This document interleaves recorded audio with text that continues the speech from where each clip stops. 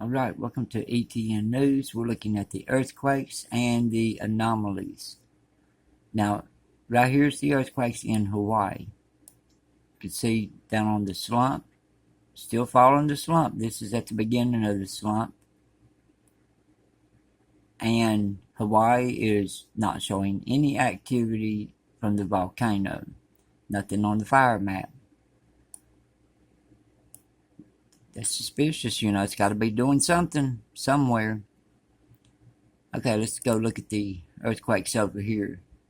Now, on the Brawley seismic zone, we've talked about this before, about how the pressure was coming down, and for some reason, something was blocking it here before, last year, and it's still got the activity. Most of the activity is coming down through here, like the fault is trying to get bigger on this side than it is this side. I know Brawley had some pretty good sized earthquakes, 3.7s, and not sure if they,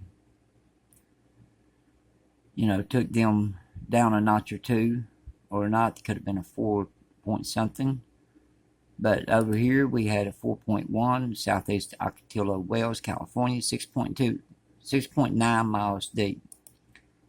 Alright, now this one here, we're still swarming over here off of these, and we got one here, so we're getting some activity down through here, but we still got this fault coming down through here, was, showing signs that it was getting bigger than the main San Andreas coming down to the Brawley seismic zone, just showing signs of that.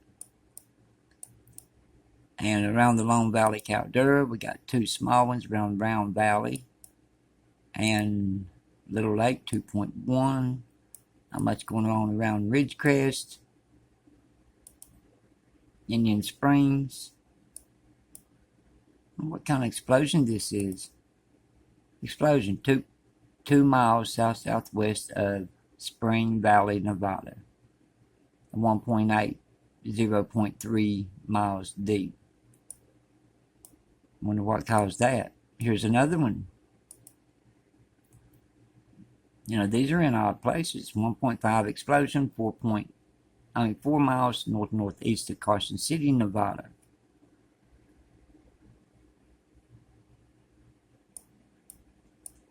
Now it's going up this way.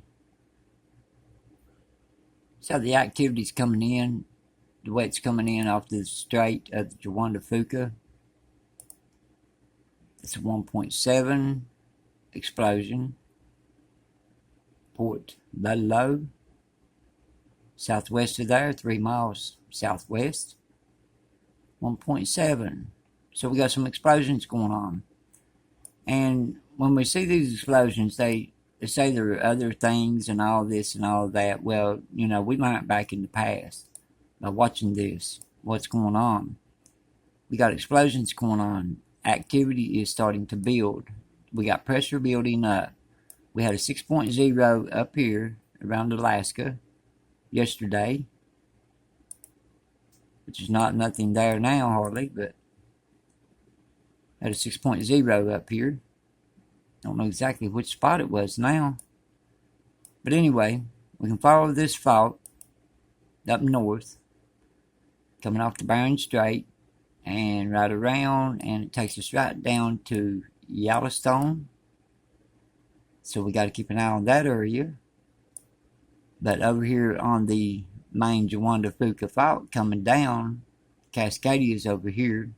Cascadia subduction zone. But this one here, if you zoom in, it is pretty good ways out in the ocean. A long ways away from this one, following a fault line crack.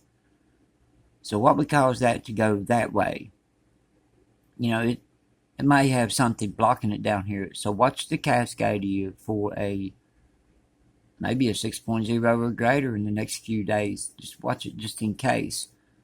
But it may go somewhere else and hit, and we're going to increase on activity coming across through the east again in the next few days.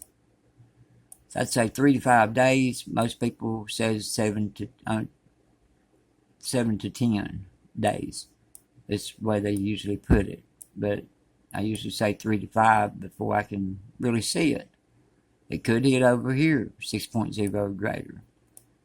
But just watch the Cascadia just in case, because this is an odd pattern going on and it's just not normal. So keep your eye out, Cascadia. And Canada is reporting one around Montreal, shaking an hour and 3 minutes ago. Canada. And they're not reporting these up here for some reason. Yukon Territory coming across. Guess it's too far into Alaska. Alright, now let's go to the anomalies. Now, Hawaii isn't showing anything over here, but it's showing something over here on the other side again. Let's see where this one's at. Okay, that one is the other one I was talking about that I showed on my last update was right here. This one's right here. So that's a big area lit up. What's causing that? But that was the 17th. Let me see if it shows up again. 19th, nothing. 20th. And today. Still nothing from Kilauea either. With all this earthquake activity. Don't you think that's odd? Something's got to give. And it may not be too long from now. Just always be prepared just in case. Alright, let's go back to the 17th. I think that's where we left off last time. On the anomalies. Alright, we got these. You can see it here, and here, and here, and a little spot down this way, and a spot over here. Darker than the other. Alright, now that's the 17th, and we go to the 18th. It'll move over. It's got thicker through here across the new major and all those areas. Now the 19th. Thin and out, but it's coming on across, going down into Florida. Which we got a lot of storms too. When storms move over, it blocks it. Look how thick Florida has got. And you can see the different color in this. This is supposed to be a different kind of heat and fires and things causing all this, Mexico, but this up here, this is anomalies moving across the plate.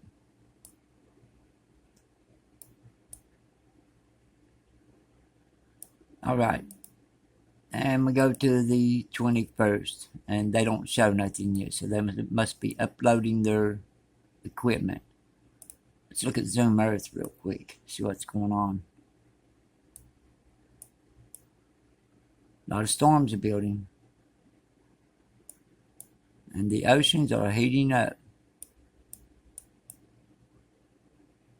Okay, we got one up above Papua New Guinea, one around Pakistan, and this one here is still going and trying to make a circle. Hopefully it goes away from the coast. That's on the east side of Africa. Tropical storm, 65 miles per hour. Alright, I'll see you on the next updates. Everybody stay safe.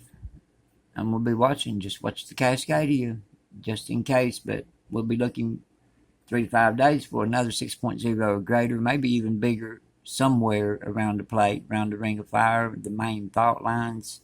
If you live on those, always be prepared. Alright, see you next time.